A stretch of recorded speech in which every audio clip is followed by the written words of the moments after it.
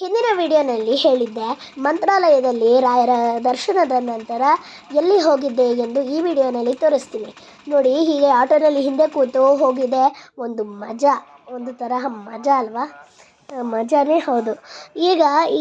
ಈಗ ನಾನು ಅಭಯಾಂಜನೇಯ ದೇವಸ್ಥಾನಕ್ಕೆ ಹೋಗ್ತಾ ಇದ್ದೇನೆ. ಇದು ಮಂತ್ರಾಲಯದಿಂದ ಸ್ವಲ್ಪನೇ ದೂರ ಇರತಕ್ಕಂಥದ್ದು.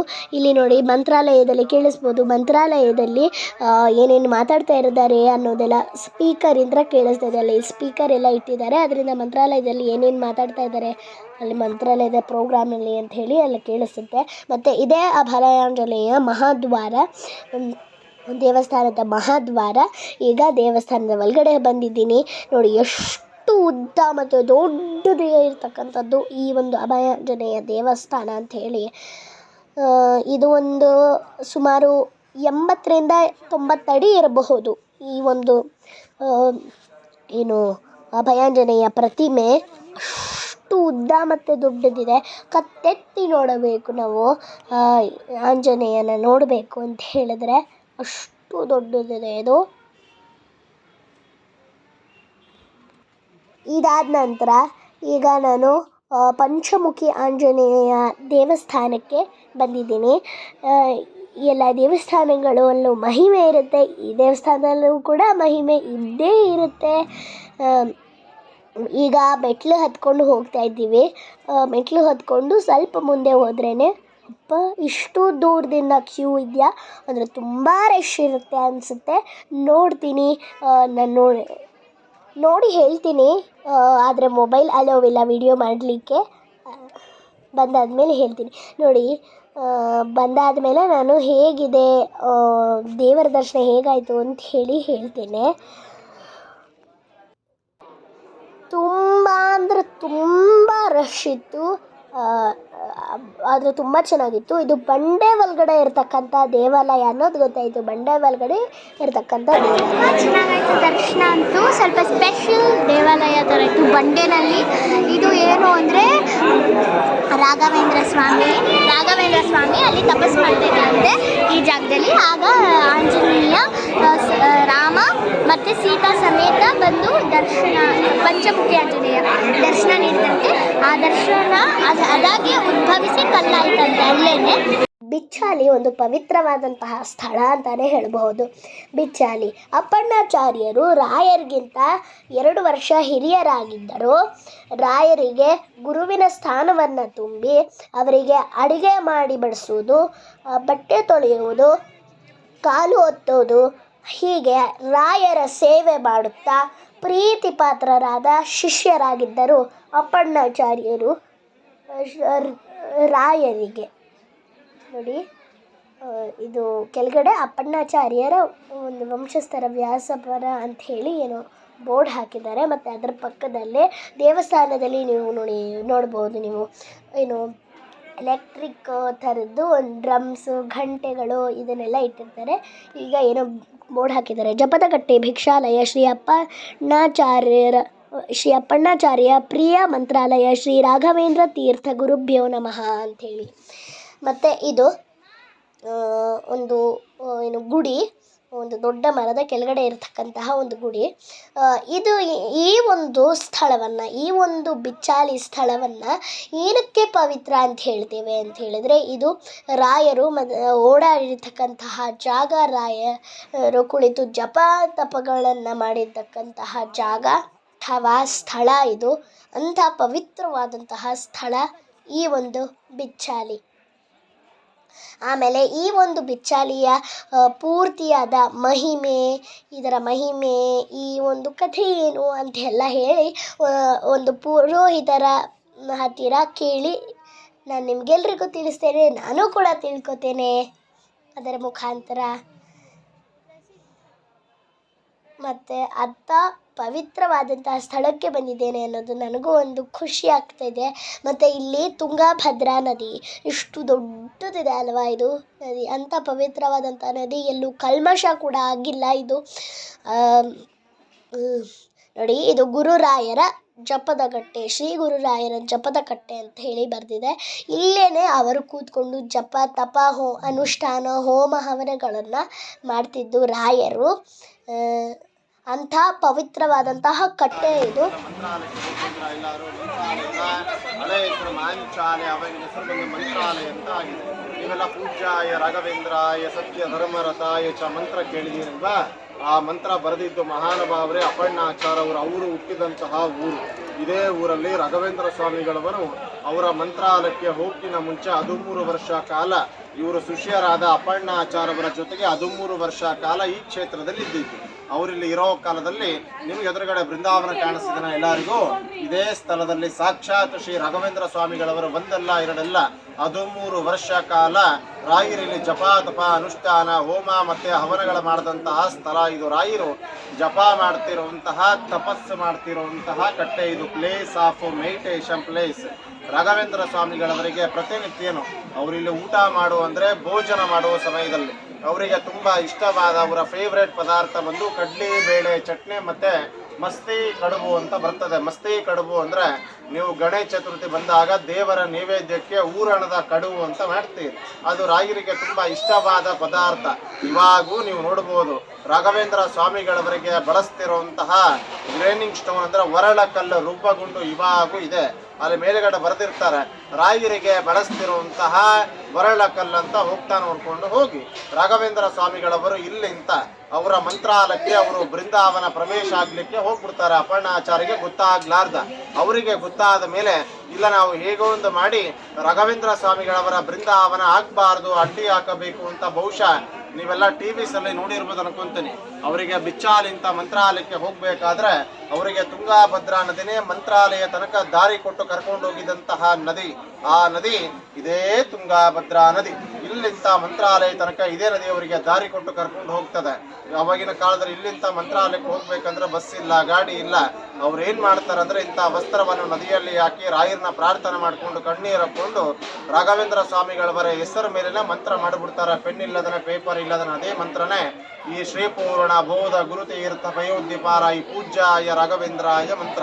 ಆ ಮಂತ್ರ ಹೇಳಿ ನದಿಯಲ್ಲಿ ಕಾಲಿಟ್ರೆ ಸಾಕು ಇದೇ ತುಂಗಾಭದ್ರಾ ನದಿನೇ ಮಂತ್ರಾಲಯ ದಾರಿ ಕೊಟ್ಟು ಬಿಡ್ತದೆ. ಆದ್ರೂ ಕೂಡ ಇಲ್ಲಿಂದ ಅವರ ಮಂತ್ರಾಲಯಕ್ಕೆ ಹೋಗಷ್ಟಿಗೆ ಶ್ರೀ ರಾಘವೇಂದ್ರ ಸ್ವಾಮಿಗಳವರ ಬೃಂದಾವನ ಕಂಪ್ಲೀಟ್ ಆಗಿ ಮುಗಿದೋಗಿರ್ತದೆ. ಆ ಬೃಂದಾವನ ನೋಡಿದ ತಕ್ಷಣ ಅವರು ಶಿಷ್ಯರಾದ ಅಪ್ಪಣ್ಣಾಚಾರ್ ಅವರಿಗೆ ಬಾಯಲ್ಲಿ ಹೇಳೋ ಮಂತ್ರ ನಿಲ್ಲಿಸಿ ಅವರು ಜೋರು ಅಳ್ಕೊಂತ ಗಿರ್ಚ್ಕೊಂತ ತರ್ಕೊಳ್ಳಾದ ಬೃಂದಾವನ ಮುಂದ್ಗಡೆ ಮಂತ್ರಾಳದಲ್ಲಿ ಅವರು ತಲೆ ತಿರುಗಿ ಮೂರ್ಛದಿಂದ ಕೆಳಗಡೆ ಬಿದ್ದು ಬಿಡ್ತಾರೆ.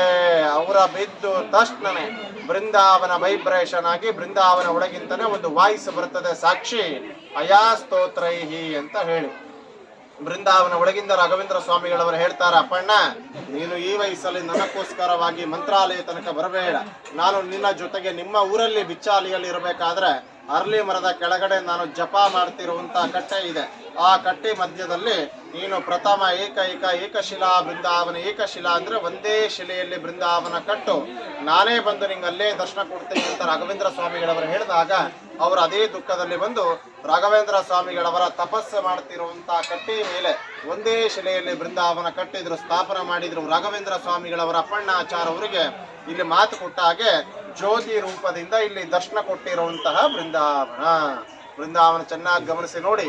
ಒಂದೇ ಶಿಲೆ ಕಾಣಿಸ್ತದೆ. ಈ ತರ ನಿಮ್ಗೆ ಬೃಂದಾವನ ಈ ಕ್ಷೇತ್ರದಲ್ಲಿ ಬಿಟ್ರೆ ನಿಮ್ಗೆ ಎಲ್ಲೂ ಸಿಗಲ್ಲ ನೋಡ್ಲಿಕ್ಕೆ. ನೀವು ಬಂದಿದಂತಹ ಈ ಸ್ಥಳ ಈ ಕ್ಷೇತ್ರ ಮಾಮೂಲಿ ಕ್ಷೇತ್ರ ಅಲ್ಲ.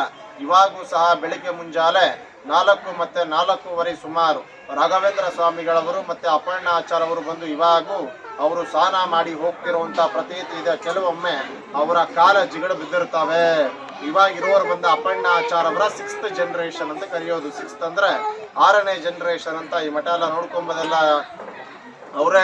ಇಲ್ಲಿ ಏನು ವಿಶೇಷ ವೈಶಿಷ್ಟ್ಯ ಏನು ಅಂದ್ರೆ ಪ್ರತಿನಿತ್ಯನೂ ರಾಯರಿಗೆ ಫಲ ಪಂಚಾಮೃತ ಅಭಿಷೇಕ, ಅಷ್ಟೋತ್ತರ ಸದಸೇವಾ 1,000 ಅಂತ ಹಿಡಿದು 1,000, 5,000 ಜನಕ್ಕೂ ಮೇಲೆ ಪ್ರತಿನಿತ್ಯ ಅನ್ನದಾನ ಸೇವೆ ಅಂತ ಮಾಡಿಸ್ತಾ ಇದ್ದೇವೆ. ಯಾರು ಪ್ರಸಾದ ಆಗಿಲ್ಲ ಮೇಲ್ಗಡೆ ಪ್ರಸಾದ ನಡೀತಾ ಇದೆ, ಪ್ರಸಾದ ಮಾಡ್ಕೊಂಡು ಹೋಗಿ. ಈ ಕ್ಷೇತ್ರದಲ್ಲಿ ನಮ್ಮ ಕುಟುಂಬದ ಪರವಾಗಿ ನಮ್ಮ ಮಕ್ಕಳ ಹೆಸರ ಮೇಲೆ ಗುರುರಾಯರ ಕ್ಷೇತ್ರದಲ್ಲಿ ಬಂದಾಗ ಗುರುರಾಯರ ಸೇವೆಗಳು ಮಾಡಿಸ್ಬೇಕು, ಮಕ್ಕಳ ಹೆಸರ ಮೇಲೆ ಅನ್ನದಾನ ಮಾಡಿಸ್ಬೇಕು ಅಂತ ನಿಮ್ಮ ಮನಸ್ಸಿಗಿತ್ತು ಅಂದ್ರೆ ಈ ಕ್ಷೇತ್ರದಲ್ಲಿ 1 ದಿವಸ ಅನ್ನದಾನ ಸೇವೆ ಅಂತ ಹಿಡಿದು ಲೈಫ್ ಟೈಮ್ ಅಂದ್ರೆ ಪರ್ಮನೆಂಟ್ ಆಗಿ ಅನ್ನದಾನ ತನಕ ಸೇವೆಗಳು ನಡೀತಾವೆ. ಏನೇನು ಸೇವೆಗಳಿರುತ್ತಂದ್ರೆ ಈ ಕ್ಷೇತ್ರದಲ್ಲಿ ಒಂದು ದಿವಸ ಅನ್ನದಾನ ಮಾಡಿಸ್ಬೇಕು. ಯಾರು ಕೊಳ್ಳೇಬೇಕು ಮಾಡಿಸ್ಬೇಕು ಅಂತ ಯಾರಿಗೇನಿಲ್ಲ. ಈ ಕ್ಷೇತ್ರದಲ್ಲಿ ಒಂದು ದಿವಸ ಅನ್ನದಾನ ಮಾಡಿಸ್ಬೇಕು ಅಂದರೆ 508 ಅಂದರೆ 508 ಕೊಟ್ಟರೆ ಒಂದು ದಿವಸ ನಿಮ್ಮ ಹೆಸರ ಮೇಲೆ ಗುರುವಾರ ದಿವಸ ಫುಲ್ ಡೇ ಅನ್ನದಾನ ಆಗುತ್ತೆ. ಒಂದು ದಿವಸ ಅನ್ನದಾನ ಮಾಡಿಸುವ, ಅಲ್ಲಿ ರಸೀದಿ ಕೊಡ್ತಾರೆ. 108 ರೂಪಾಯಿನೂ ಕೊಡ್ಬೋದು. 108 ಕೊಟ್ಟರೆ ಅನ್ನದಾನಕ್ಕೆ ಹೋಗಲ್ಲ, ಪಂಚಾಮೃತ ಅಭಿಷೇಕ ಆಗ್ತದೆ. ಈ ಕ್ಷೇತ್ರದಲ್ಲಿ 1008 ಅಥವಾ 1508 ಮಾಡಿಸಿದ್ರೆ ಒಂದು ತಿಂಗಳ ಅನ್ನದಾನ ಸೇವೆ ಆಗಿ ಆರೋಗ್ಯಕ್ಕೋಸ್ಕರ ಅಂತ ಒಂದು ಆಯುಷ್ ಹೋಮ ಆಗುತ್ತೆ. ನಿಮ್ಮ ತಂದೆ ತಾಯಿ ಮಕ್ಕಳಿಗೆ ಆರೋಗ್ಯ ಸಮಸ್ಯೆ ಇತ್ತಂದ್ರೆ ಒಂದು ತಿಂಗಳ ಅನ್ನದಾನ ಸೇವೆ ಮಾಡಿಸ್ಬೋದು. ಈ ಕ್ಷೇತ್ರದಲ್ಲಿ 2008 ಅಥವಾ 2508 ಕೊಟ್ಟರೆ ಒಂದು ವರ್ಷ ಅನ್ನದಾನ ಆಗುತ್ತೆ. ಒಂದು ವರ್ಷ ಮಕ್ಕಳ ವಿದ್ಯಾಬುದ್ಧಿ, ಮಕ್ಕಳ ಎಜುಕೇಶನ್, ಮಕ್ಕಳ ಜಾಬ್ ಆಗಲಿ, ಪ್ರಮೋಷನ್ ಆಗಲಿ, ಫೈನಾನ್ಸ್ ಆಗಲಿ, ಕೋರ್ಟ್ ಕೇಸ್, ಬ್ಲ್ಯಾಕ್ ಮ್ಯಾಜಿಕ್ ಪರವಾಗಿ 22 ಹೋಮಸ್ ಆಗುತ್ತೆ. ಸುದರ್ಶನ ಹೋಮ, ನವಗ್ರಹ ಹೋಮ. ಒಂದು ವರ್ಷ ಅನ್ನದಾನ ಮಾಡಿಸೋರು ಆನ್ಲೈನ್ ಕೂಡ ಮಾಡಬಹುದು, ಮಕ್ಕಳಕ್ಕೋಸ್ಕರ ಮಾಡೋ ಸೇವೆ. ಇಲ್ಲ ನಾವು ಈ ಕ್ಷೇತ್ರದಲ್ಲಿ 5008 ಕೊಟ್ಟರೆ ಒಂದು ವರ್ಷ ಸರ್ವ ಸೇವೆ ಆಗಿ, ಯಾರಿಗೆ ಮದುವೆ ಆಗಿಲ್ಲ, ಕಲ್ಯಾಣ ಆಗಿ ಎಷ್ಟು ವರ್ಷ ಆಯಿತು, ಮಕ್ಕಳಾಗಿಲ್ಲ, ಸಂತಾನಕ್ಕೋಸ್ಕರ ನಾಗದೋಷ, ಕುಜದೋಷ, ಮಂಗಳ ದೋಷ ಪರವಾಗಿ ರಾಯರ ಮೇಲೆ ಹಾಕಿದ ವಸ್ತ್ರ, ರಾಯರು ಒರಿಜಿನಲ್ ಫೋಟೋನು ಕೊಡ್ತಾರೆ. 10,008 ಪರ್ಮನೆಂಟ್ ಲೈಫ್ ಟೈಮ್ ಅನ್ನದಾನ ಮಾಡಿಸ್ಬೋದು. ದೇವಸ್ಥಾನಕ್ಕೆ ಬಂದವರು ಯಾರು ಹಾಗೆ ಹೋಗ್ಬೇಡಿ, ಎಲ್ಲರೂ ಚೆನ್ನಾಗಿ ಪ್ರೇಯರ್ ಮಾಡ್ಕೊಳ್ಳಿ. ಒಬ್ಬರೊಬ್ರು ಬನ್ನಿ, ಪ್ರಸಾದ ಕೊಡ್ತಾರೆ, ಮಂತ್ರಾಕ್ಷಿ ತಗೊಳ್ಳಿ. ನಿಮಗೆ ಟೈಮ್ ಇತ್ತು ಅಂದರೆ ಎಲ್ಲರೂ ಒಂದು ಸಲ ಅನ್ನದಾನ ಸೇವಾ ಕಾಣಿಕೆ ಕೊಟ್ಟು ಬರೆಸಿ. ನಿಮ್ಮ ಹೆಸರ ಮೇಲೆ ಇವತ್ತಲ್ಲ ನಿಮ್ಗೆ ನಾಳೆ ಇಂತಾನೆ ಸಾವಿರಾರು ಜನ ಭಕ್ತಾದಿಗಳು ಬ್ರಾಹ್ಮಣರು ಊಟ ಮಾಡ್ತಾರೆ, ಎಲ್ಲ ಒಳ್ಳೇದಾಗುತ್ತೆ. ನಮ್ಮ ಕುಟುಂಬದ ವತಿಯಿಂದ ಒಂದು ದಿನದ ಅನ್ನದಾನ ಸೇವೆಗಾಗಿ ಪುರೋಹಿತರು ಹೇಳಿದ ಹಾಗೆ ರಾಯರಿಗೆ ಬಳಸುತ್ತಿದ್ದಂತಹ ಒರಳು ಕಲ್ಲು ಅಂತ ಬಂದಿದೆ ನೋಡಿ. ಇದೇ ರಾಯರಿಗೆ ಬಳಸ್ತಿದ್ದಂತಹ ಒರಳು ಕಲ್ಲು ನೋಡಿ. ನಾನು ಅದನ್ನು ಮುಟ್ಟಿ ಅನುಭವ ಆಯಿತು. ನನಗೂ ಒಂದು ಶ್ರೀ ಬಿಚ್ಚಾಲಮ್ಮ ದೇವಸ್ಥಾನಕ್ಕೆ ಬಂದಿದ್ದೇನೆ ನಾನು. ಇದರ ವಿಶೇಷ, ಈ ದೇವಸ್ಥಾನದ ಕಟ್ಟಡವು ಬಾಳೆಹಣ್ಣು ಹಾಗೂ ಬೆಲ್ಲದಿಂದ ಕಟ್ಟಲಾಗಿದೆ. ಅಂದರೆ ಬಾಳೆಹಣ್ಣು, ಬೆಲ್ಲ ಇವೆರಡನ್ನ ಮಿಶ್ರಣ ಮಾಡಿ ಈ ದೇವಸ್ಥಾನದ ಕಟ್ಟಡಗಳನ್ನು ಕಟ್ಟಿರ್ತಕ್ಕಂಥದ್ದು. ಇದೇ ಬಿಚ್ಚಾಲಮ್ಮ ದೇವಿಯ ಸನ್ನಿಧಿ. ಈಗ ತುಂಗಾಭದ್ರಾ ನದಿಯಲ್ಲಿ ತೆಪ್ಪದಲ್ಲಿ ಒಂದು ಸುತ್ತು ಹಾಕ್ಕೊಂಡು ಬರ್ತೇನೆ. ಇದು ಪವಿತ್ರವಾಗಿ ಪ್ರಶಾಂತವಾಗಿ ಹರಿತಾ ಇರ್ತಕ್ಕಂತಹ ನೀರು ಅದೇ ತುಂಗಾಭದ್ರಾ ನೀರು. ಕಲ್ಮಶ ಇಲ್ದಿರ್ತಕ್ಕಂಥ ನೀರು ತುಂಗಾಭದ್ರಾ ನೀರು. ಇಲ್ಲಿ ಎಲ್ಲ ಒಂದು ಸುತ್ತಕೊಂಡು ತುಂಗಾಭದ್ರಾ ನೀರನ್ನು ನೋಡ್ಕೊಂಡು ಬರ್ತೇನೆ. ಕೇಳಿಸ್ಕೊಂಡ್ರಲ್ಲ ನೀವೆಲ್ಲರೂ, ಪುರೋಹಿತರು ಬಿಚ್ಚಾಲಿ ಬಗ್ಗೆ ಹೇಳಿದ್ದ ಮಾಹಿತಿಗಳನ್ನು ಆಲಿಸಿದ್ದೀರಾ. ಹಾಗೆ ಯಾರೆಲ್ಲ ಮಂತ್ರಾಲಯಕ್ಕೆ ಬರ್ತೀರಾ ರಾಯರ ದರ್ಶನ ಮಾಡಲಿಕ್ಕೆ, ಅವರು ಈ ಒಂದು ಪವಿತ್ರ ಸ್ಥಳಗಳಿಗೂ ಬಂದು ಭೇಟಿ ಕೊಡಿ, ದೇವರ ದರ್ಶನ ಮಾಡ್ಕೊಳ್ಳಿ. ಮತ್ತು ನಾನು ಈ ರಾಯರು ಮತ್ತು ಅಪ್ಪಣ್ಣಾಚಾರ್ಯರು ಓಡಾಡಿರ್ತಕ್ಕಂತಹ ಜಾಗದಲ್ಲಿ ನಾನೂ ಕೂಡ ಓಡಾಡಿ ನನಗೂ ಒಂದು ತೃಪ್ತಿ ಆಯಿತು. ನನಗೆ ಅವರು ಅಂಥ ಗುರುಗಳು ಓಡಾಡಿರ್ತಕ್ಕಂಥ ಜಾಗದಲ್ಲಿ ನಾನು ಓಡಾಡಿದ್ದು ತೃಪ್ತಿ ಆಯಿತು ನನಗೆ. ಮತ್ತು ಮುಂದಿನ ವಿಡಿಯೋನಲ್ಲಿ ಗೋಮಾತಾಗೆ ಸಂಬಂಧಪಟ್ಟಿದ್ದು, ಅಂದರೆ ಗೋಶಾಲೆಗೆ ಗೋಪೂಜೆಗೆ ಹೋಗ್ತೇನೆ. ಆಗ ತಾವೆಲ್ಲರಿಗೂ ತೋರಿಸ್ತೇನೆ ಏನೇನು ಆಗುತ್ತೆ, ಹೇಗೆ ಗೋವಿಗೆ ತಿನ್ನಿಸ್ತೇನೆ ಅಂತ ಹೇಳಿ ಗೋಪೂಜಾ ಸಮಯದಲ್ಲಿ. ಹಾಗೆ ಯಾರೆಲ್ಲ ನನ್ನ ಯೂಟ್ಯೂಬ್ ಚಾನಲ್ ಚಿನ್ಮಯಿ ಕಲಾಮಂದಿರಕ್ಕೆ ಸಬ್ಸ್ಕ್ರೈಬ್ ಆಗಿಲ್ಲವೋ ದಯಮಾಡಿ ಈ ಕೂಡಲೇ ಸಬ್ಸ್ಕ್ರೈಬ್ ಆಗಿ ನನ್ನ ವೀಡಿಯೋಸ್ಗಳನ್ನು ಲೈಕ್ ಮಾಡಿ, ಶೇರ್ ಮಾಡಿ. ಮತ್ತು ನನ್ನ ಯೂಟ್ಯೂಬ್ ಚಾನಲ್ಗೆ ಸಬ್ಸ್ಕ್ರೈಬ್ ಮಾಡೋದನ್ನು ಮಾತ್ರ ಮರಿಬೇಡಿ. ಈ ಎಲ್ಲ ಸ್ಥಳಗಳ ಮಹಿಮೆಗಳನ್ನು ಹೇಳಿದ್ನಲ್ಲ, ಈ ಮಹಿಮೆಗಳ ಬಗ್ಗೆ ದಯಮಾಡಿ ಕಮೆಂಟ್ ಬಾಕ್ಸಲ್ಲಿ ಹೇಗಿದೆ ಅಂತ ಹೇಳಿ ಕಮೆಂಟ್ ಮಾಡಿ. ಮತ್ತು ನಿಮ್ಮ ಈ ಪ್ರೀತಿಯ ವೈನವಿ BCಯನ್ನು ಪ್ರೋತ್ಸಾಹಿಸಿ. Thank you for watching the video ಚಿತ್ರಣವನ್ನು ವೀಕ್ಷಿಸಿದ್ದಕ್ಕಾಗಿ ಧನ್ಯವಾದಗಳು.